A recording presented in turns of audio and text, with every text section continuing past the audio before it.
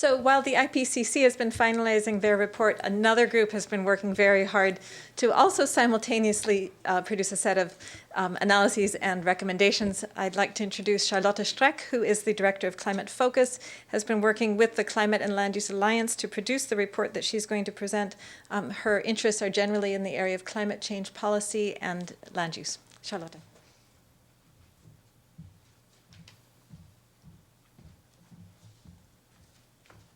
Thank you, Lily, and good morning, everybody. So there will be a lot of repetition, because while I haven't read the IPCC report yet, I'm glad that we came to realize that we came to the same conclusions and results. So that gives me some comfort. It gives me some comfort, but exposes you to some repetition. But I will try to keep it as concise and short as possible and focus more on the side of strategies and intervention.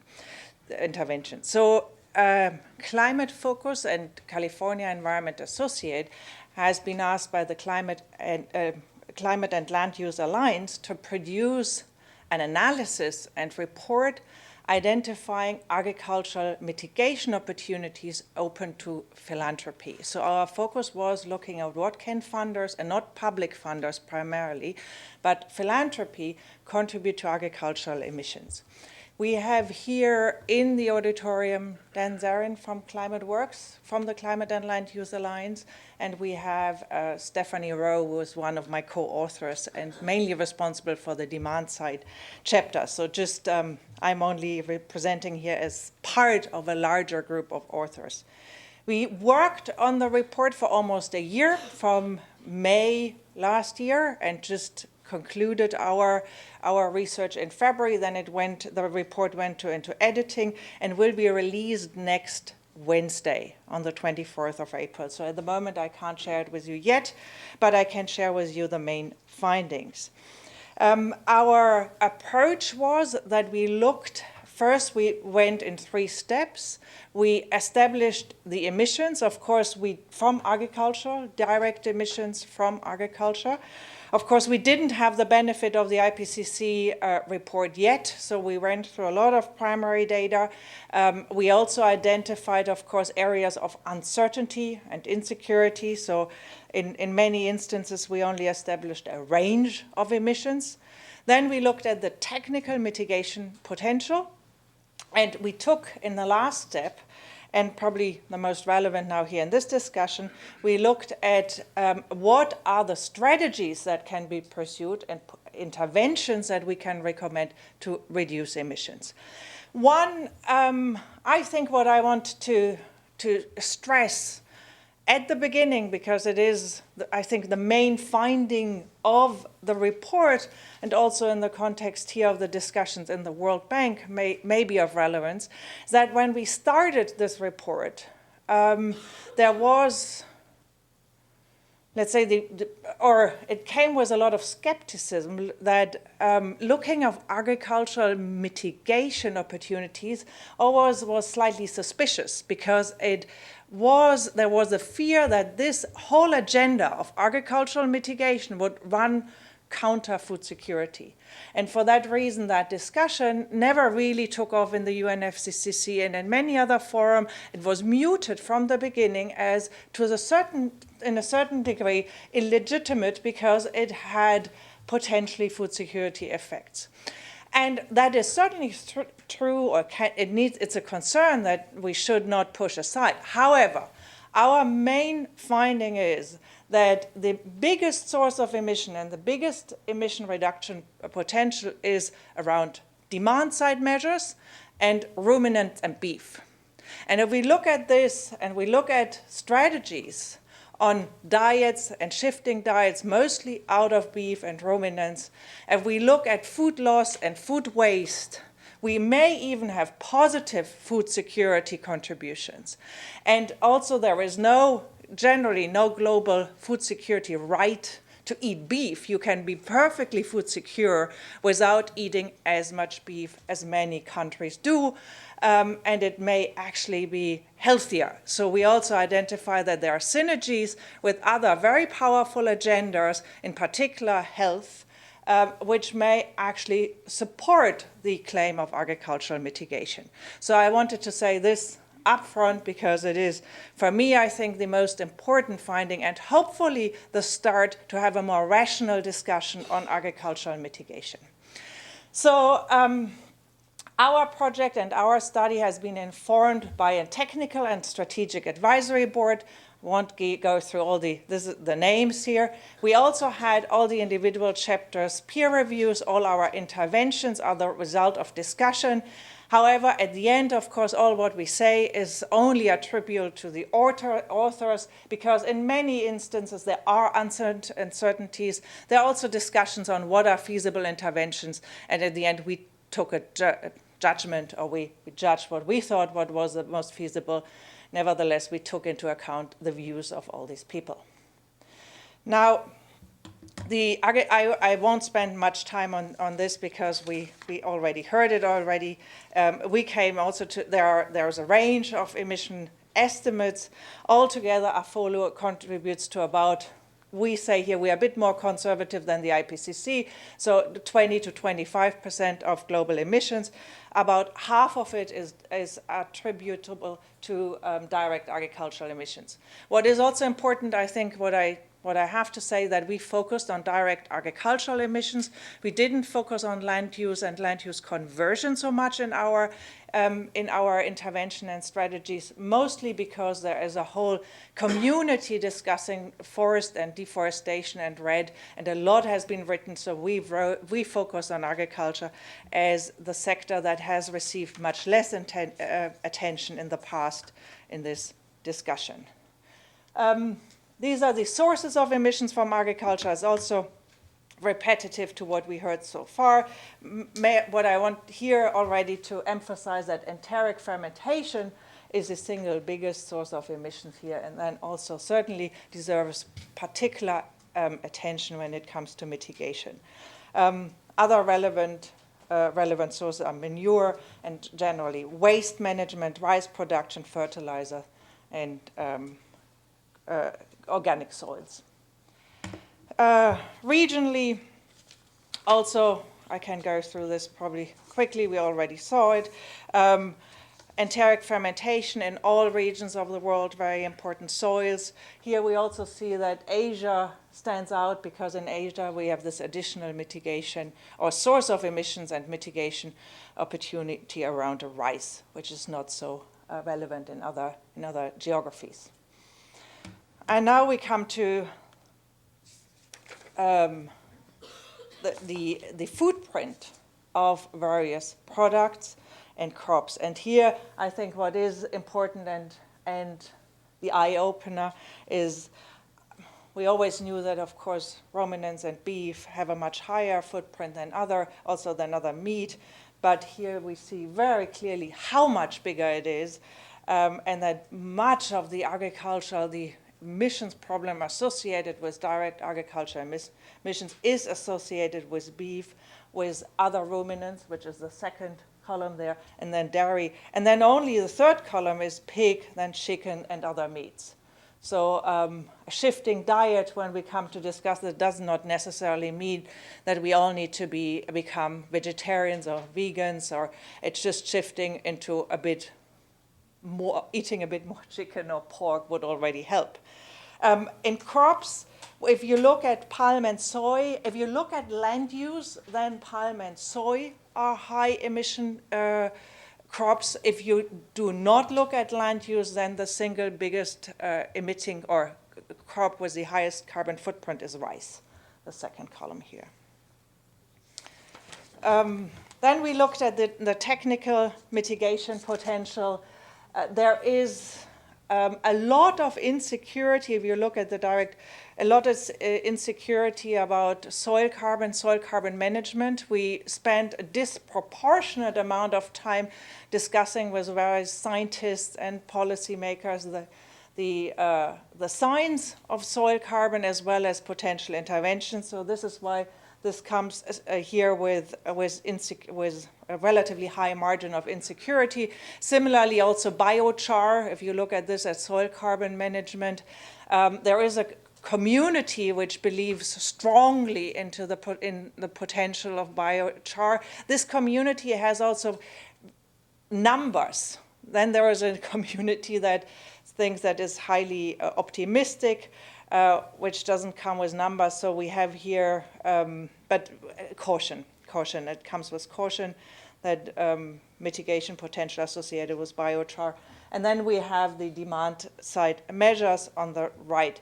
Of course, here this waterfall diagram suggests that they all add up like this, and this is not the case because they are interconnected. So if you take one measure, it has an effect on the others. So it's not that you can, it's building up like this. They are independent. We just show the mitigation potential. Then again, the mitigation potential per country. Here, these data informed our next step when we looked at what you can do in individual countries, where we primarily then focused at enteric fermentation, beef in Latin America, in India, dairy in India, fertilizer use and production in China. So you see, and this comes from these data.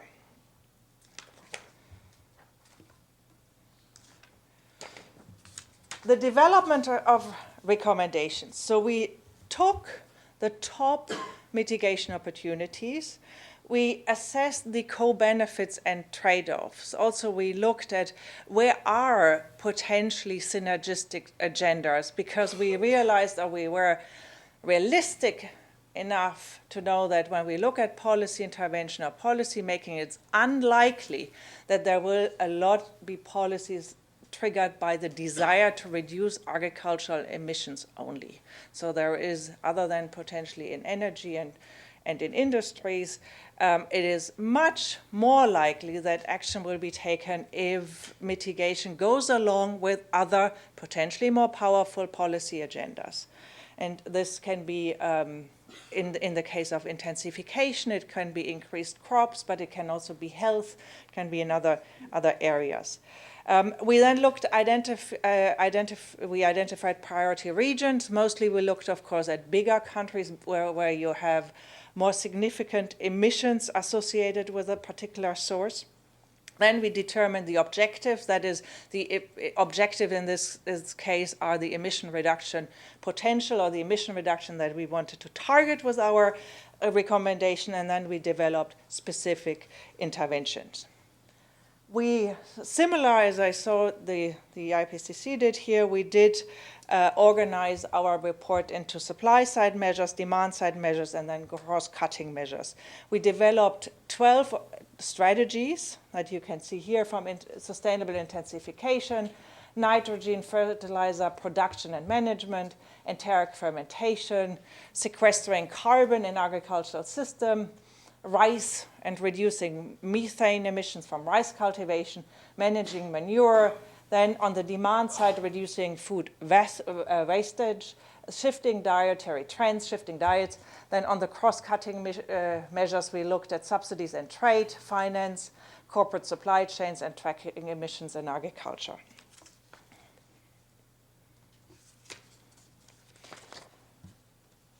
And I will group this now in my presentation in 4 overarching recommendations. We start with shift of consumption patterns. This is an area which has traditionally received little attention. It is also probably the area which is of less interest of the World Bank and bilateral donor agencies that focus more on the agricultural supply side, on agricultural systems. However, on the policy side, and if you look and where you can reduce emissions in line or in synergy also with other interest or policy interests, it is important. It is also particular if you look at food waste, it makes the whole system more efficient if we start wasting less and hence can positively contribute to food security.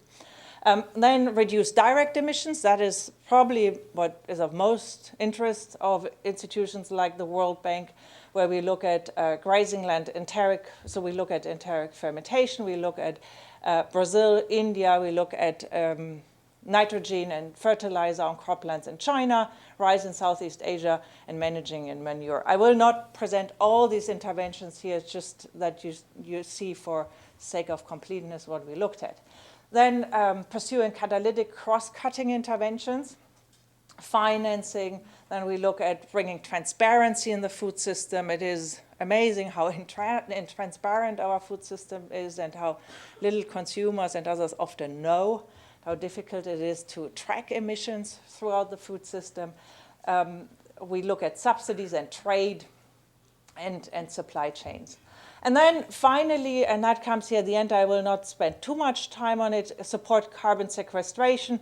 That includes the whole soil carbon agenda, but also agroforestry and others, where there was a lot of discussion. There's relatively little data, but we still think it is important because it is, even if we don't know exactly how much carbon can be stored in soil, there is no doubt that carbon-rich soils are more resilient and that it is a good thing.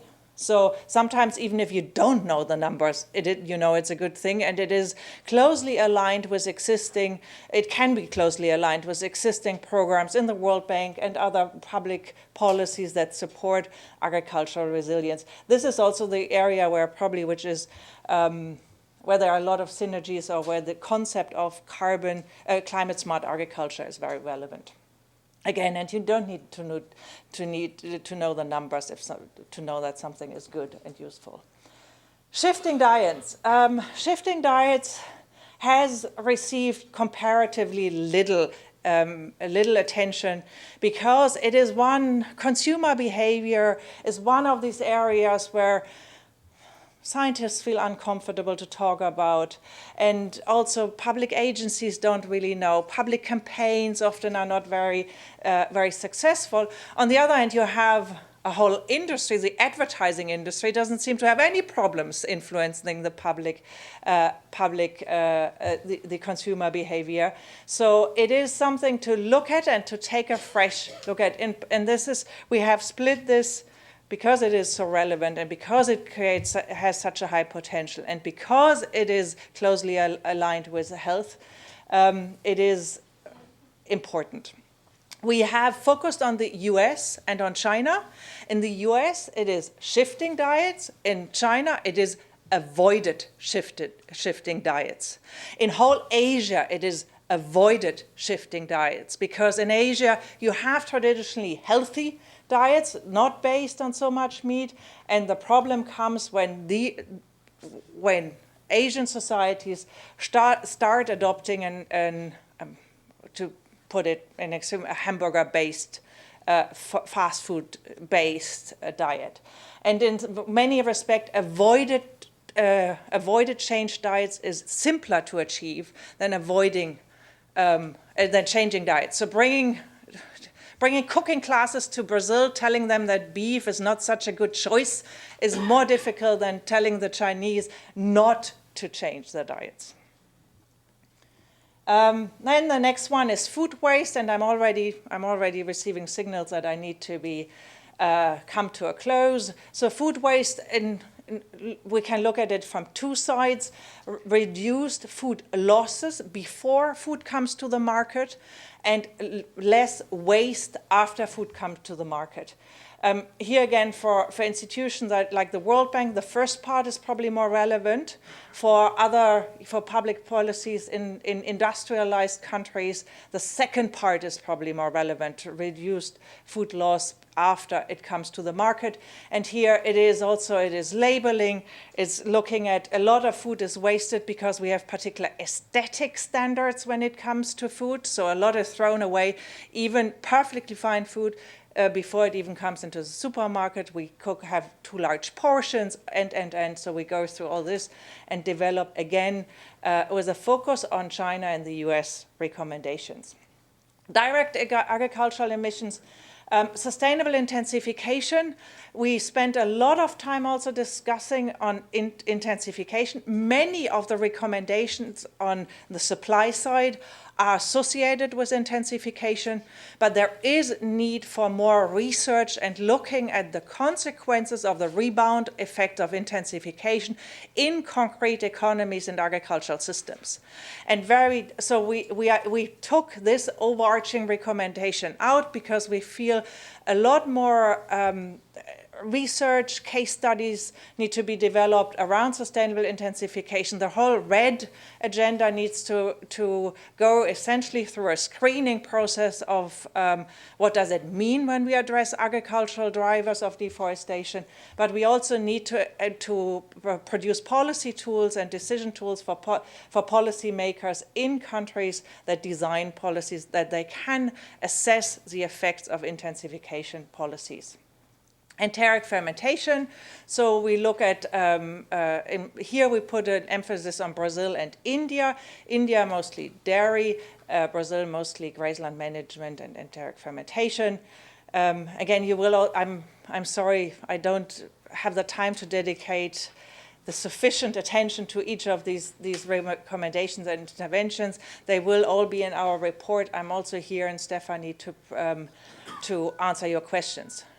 Fertilizer in China, management and production. The production of fertilizer in China is probably the most straightforward investment opportunity, the standard carbon project type of investment opportunity in reducing emissions.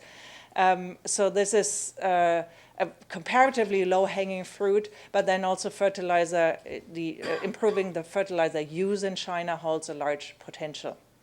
Cross-cutting measures, here we look at finance, in particular also public finance. We develop recommendations targeted at the World Bank, and we look at climate finance and channeling dedicated climate finance to agriculture.